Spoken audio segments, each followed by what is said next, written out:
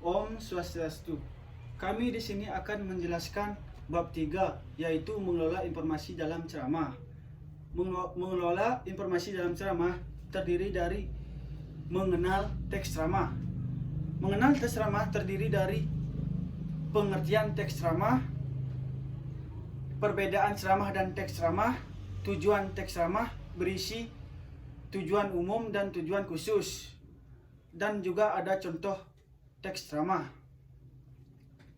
Pengertian teks ceramah yaitu merupakan transkripsi atau bentuk tertulis dari kegiatan menyampaikan pesan di depan umum. Ceramah merupakan penyampaian pesan, informasi maupun pengetahuan yang dilakukan oleh orang kompeten di bidangnya dan disampaikan di dalam umum serta melibatkan banyak orang. Sedangkan teks ceramah merupakan deskripsi atau bentuk tertulis dari kegiatan ceramah tersebut. Adapun tujuan ceramah terdiri dari tujuan umum dan tujuan khusus. Tujuan umum terdiri dari 1. Informatif, yaitu memberitahukan. Yang kedua, persuasif, yaitu memengaruhi. Yang ketiga, rekreatif, yaitu menghibur. Tujuan khusus, yaitu memperjelas tujuan umum, sifatnya lebih informasional, jujur, dan terukur. Contoh teks ceramah: 1. Pidato bernuansa persuasif. Yang kedua, khotbah bernuansa keagamaan. Merupakan contoh ceramah, yaitu berbicara di depan umum oleh orang kompeten di bidangnya. Selanjutnya merupakan pembahasan mengenai struktur ceramah. Struktur ceramah terbagi menjadi 3 bagian. Yang pertama yaitu tesis. Tesis terdiri dari isu, permasalahan, serta cara pandang dari pembicara mengenai topik yang telah dibahas. Yang kedua yaitu rangkuman argumen yang berisi mengenai cara pandang pembicara untuk mendukung tesis. Selanjutnya yang ketiga atau yang terakhir merupakan penegasan ulang, yaitu berisi tentang hasil penalaran atau simpulan serta saran dari pembicara mengenai topik yang telah dibahas sebelumnya.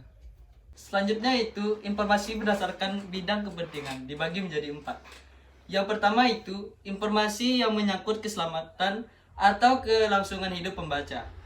Yang kedua itu informasi yang menyangkut perubahan dan berpengaruh pada kehidupan pembaca.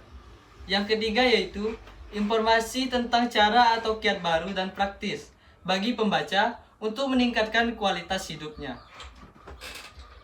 Selanjutnya yang keempat yaitu tentang peluang bagi pembaca untuk memperoleh sesuatu.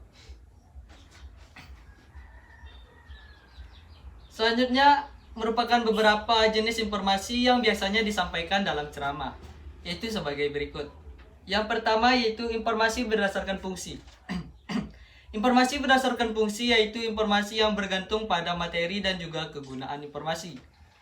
Jenisnya adalah informasi yang menambah pengetahuan, mengajari pembaca atau informasi edukatif, dan informasi yang menyenangkan atau menghibur yang bersifat fiksional atau yang biasa disebut dengan hayalan. Yang kedua yaitu informasi berdasarkan formal penyajian. Informasi berdasarkan formal penyajian yaitu informasi berdasarkan bentuk penyajiannya, yaitu bentuk tulisan, foto, kartun, ataupun karikatur. Yang ketiga yaitu informasi berdasarkan lokasi peristiwa. Informasi berdasarkan lokasi peristiwa yaitu informasi berdasarkan tempat kejadian peristiwa berlangsung, yaitu informasi daerah, nasional, serta mancanegara. Yang keempat yaitu informasi berdasarkan kehidupan. Informasi berdasarkan bidang kehidupan yaitu informasi yang berdasarkan bidang-bidang kehidupan yang ada. Misalkan pendidikan, cabang olahraga, musik, sastra, dan lain sebagainya.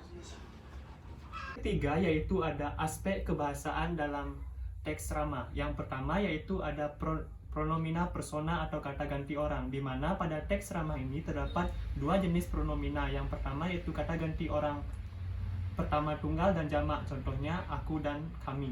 Yang kedua yaitu ada kata ganti orang ketiga tunggal dan jamak, contohnya mereka dan dia. Yang kedua yaitu ada kata teknis. Kata teknis adalah istilah yang tidak cukup umum dalam percakapan sehari-hari, biasanya berkaitan dengan bidang tertentu, contohnya kata anarkis. Yang ketiga yaitu ada konjungsi atau kata penghubung. Dalam teks ceramah terdapat dua jenis kata konjungsi. Yang pertama konjungsi sebab dan konjungsi akibat. Contohnya yaitu oleh karena itu, sebab, demikian dan sebagainya. Yang ketiga yaitu ada verba mental, yaitu kata kerja yang berkaitan dengan perasaan atau respon seseorang, bukan melalui tindakan. Contohnya khawatir, syukur, dan yakin. Yang keempat yaitu ada kata persuasif, yaitu kata yang berfungsi untuk membujuk, mengajak, ataupun mempengaruhi seseorang, di mana kata persuasif dibagi menjadi dua jenis. Yang pertama yaitu kata persuasif tersurat dan tersirat. Contoh dari tersurat yaitu adalah ayo dan mari. Sedangkan yang tersirat contohnya hendaklah, patutnya, dan sebagainya.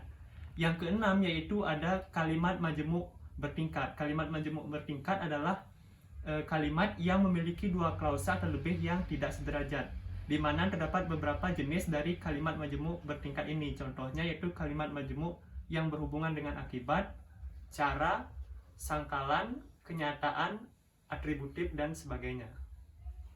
Yang terakhir, mengonstruksi teks ceramah. Adapun langkah-langkah terakhir dalam menulis sebuah ceramah, yang pertama, menentukan topik atau tema yang akan diangkat dalam ceramah. Dalam menentukan tema atau topik, penceramah mengetahui latar belakang pendengar seperti usia dan pendidikan pendengar. Yang kedua, merumuskan tujuan ceramah. Ada tujuan umum dan tujuan khusus.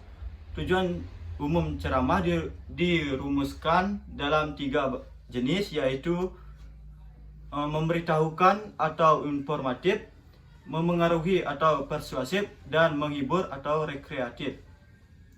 Ceramah informatif bertujuan menambah pengetahuan penggemar.